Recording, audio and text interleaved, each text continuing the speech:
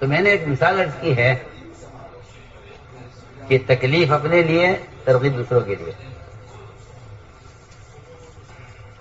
آپ صلی اللہ علیہ وسلم کے حلاق نے آپ کا سر مونڈا تو اس طرح آپ کے صحابہ کے سروں سے خون بہ رہا تھا، انہیں اس کا احساس نہیں تھا کہ زخم ہو گیا ہے، اس کی تکلیف ہونی چاہیے کہ یہ کیسے ہو سکتا ہے کہ آپ صلی اللہ علیہ وسلم ایک کام کریں ہم نہ کریں.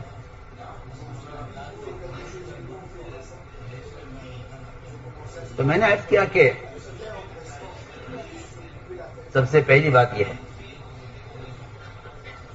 کہ امت کو کسی چیز پر لانے کے لیے سب سے پہلا کام یہ ہے کہ آپ عملی نمونہ پیش کریں قربانی کا.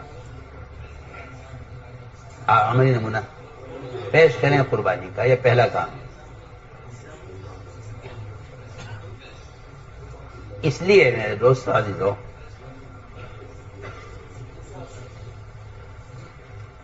جتنے کام کے اصول ہیں ان اصولوں پر امت کو لانے کے لیے سب سے پہلے معلوم کرنا پڑے گا کہ آپ صلی اللہ علیہ وسلم کا اس میں کیا طریقہ رہا ہے. اور اگر بے اصولی ہوتی ہے تو اس بے اصولی کا آپ صلی اللہ علیہ وسلم نے ساتھیوں سے بے اصولی ہونے پر آپ صلی اللہ علیہ وسلم نے کیا طریقہ اختیار کیا ہے ان کو اصول پر لانے کا، یہ سب سے پہلے جاننا چاہیے. لیکن اصول پر لانے کا طریقہ یہ ہے کہ بے اصولی کرنے والے کے ساتھ پہلا معاملہ شفقت کا کیا جائے گا. پہلا معاملہ شفقت کا کیا جائے گا. اگر آپ نے بے اصولی کرنے والے کے ساتھ معاملہ سختی کا کیا ہے تو آپ نے اصول کی تعلیم دینے کا نبوی طریقہ آپ نے چھوڑ دیا ہے.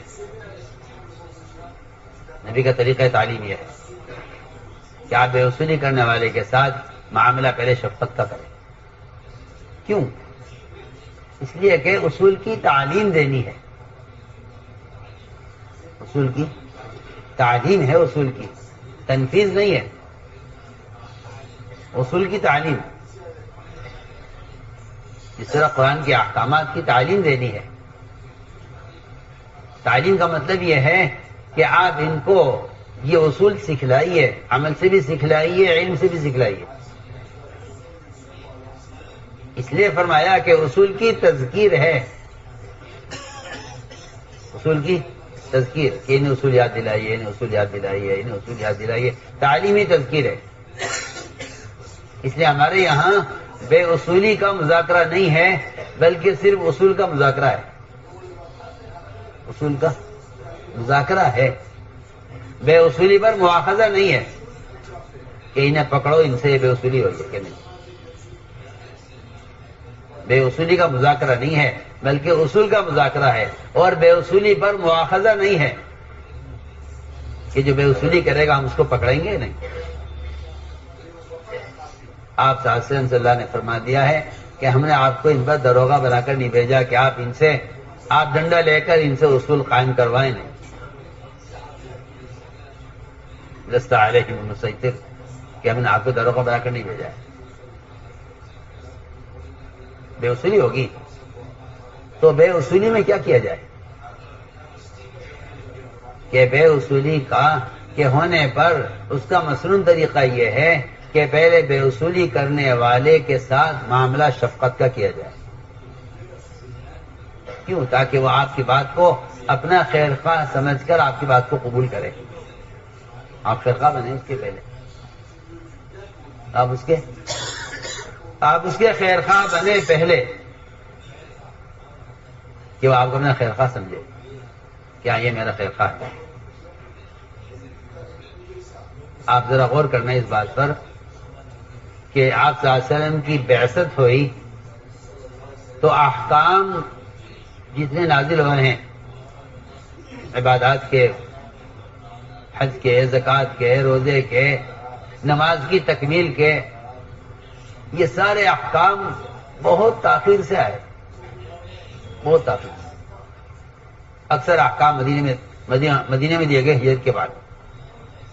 نبوت کا اکثر وقت جو گزرا ہے وہ صرف ان کی خیرخواہی میں، ان کے ساتھ شفقت میں، ان کے لیے یعنی سخاوت میں اور اخلاق میں اور اکرام میں گزرا ہے وقت. اکثر آپ غور کریں، احکام بہت بعد میں دیے گئے ہیں اور جلدی جلدی دے کر میرے خیال سے 8 سال 10 سال کی مدت ہے جس میں سارے احکام دے دیے گئے، ورنہ 13 سال مکہ مکرمہ کے وہ صرف تکلیفوں کے اور اخلاق سے پیش آنے کے. انتقام کی تو یہاں گنجائش ہی نہیں دی ہے. آپ ان کا اکرام کرتے رہیں اور ان کو سمجھاتے رہیں. تو میں نے عرض کیا کہ بے اصولیاں ہوں گی لوگوں سے. اس بے اصولی کا میں جو طریقہ بتلایا ہے وہ یہ طریقہ یہ بتلایا کہ آپ ان کے ساتھ معاملہ پہلے شفقت کا کریں. آپ صلی اللہ علیہ وسلم کی مسجد میں ایک شخص نے پیشاب کیا، صحابہ دوڑے روکنے کے لیے، فرمایا کہ اس کا پیشاب مت روکو، اسے پیشاب پورا کرنے دو. اس نے پیشاب کیا مسجد میں اور کھل کر پیشاب کیا اور پورا پیشاب کیا مسجد میں. اس لیے کہ آپ کے نزدیک مسجد کا ناپاک ہونا اتنا بڑا مسئلہ نہیں تھا جتنا بڑا مسئلہ ایک مسلمان کے اپنے ایک انسان کے اپنے پیشاب کو روکنے کی تکلیف کا مسئلہ تھا. مسجد کی ناپاکی کا مسئلہ اتنا بڑا نہیں تھا. میں اس بات پر میں تعجب کرتا ہوں کہ لوگ اپنے قائم کیے ہوئے اصولوں کی وجہ سے مسجدوں کو تقسیم کر دیتے ہیں یا اپنے قائم کیے ہوئے اصولوں کی وجہ سے مسجد سے لوگوں کو نکال دیتے ہیں. حالانکہ مسجد کا سب سے پہلا حق یہ ہے مسجد کا کہ مسجد کو پاک رکھا جائے. پہلا حق ہے مسجد کا، مسجد کو پاک رکھنا پہلا حق ہے مسجد کا.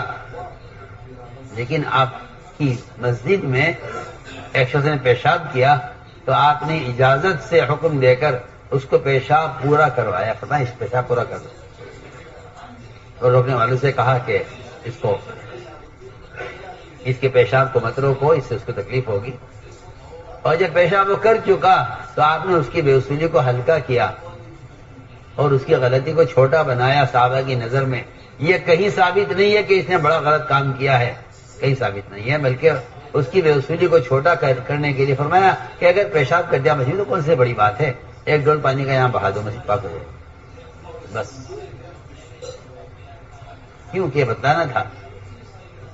بتلانا تھا کہ ساری دنیا کی مسجدیں بیت اللہ سے ادنا ہیں اور ایک مسلمان کا مقام بیت اللہ سے اونچا ہے. ساری مسجدیں بیت اللہ سے ادنا ہے، ایک مسلمان اس کا مقام بیت اللہ سے اونچا ہے. اگر مسجد بیت اللہ سے ادنا ہے، اس میں وہ انسان پیشاب کر رہا ہے جس کا مقام بیت اللہ سے اونچا ہے، تو پھر اس میں اندازہ کر لیجئے کہ اس مسلمان کو کسی طرح کی ڈانٹ ٹپٹ کی گنجائش نہیں ہے، کیونکہ بیت اللہ کا مقام ظاہر بات ہے کہ مسجد سے اونچا ہے اور اس انسان کا مقام بیت اللہ سے اونچا ہے.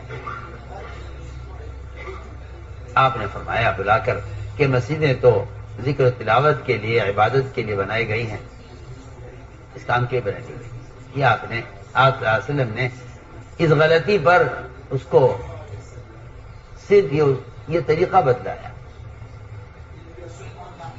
آپ نے طریقہ بتلایا کہ دیکھو اس کا طریقہ یہ ہے. اس لیے بے اصولی ہوتی ہے لوگوں سے، یا شریعت کے احکام میں ہوگی یا آپ کے ساتھ آپ کے ذاتی معاملات میں زیادتی ہوگی. ذاتی معاملات میں زیادتی ہوگی یا نبی کی ذات کے اعتبار سے زیادتی ہوگی یا نبی کے دین کے اعتبار سے بے اصولی ہوگی. آپ صلی اللہ علیہ وسلم نے تینوں لائنوں میں عرض کرنا چاہتا ہوں، دعوت میں، عبادت میں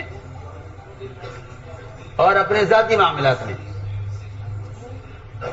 تینوں میں آپ صلی اللہ علیہ وسلم نے اپنے عمل سے امت کو یہ سبق سکھلایا ہے۔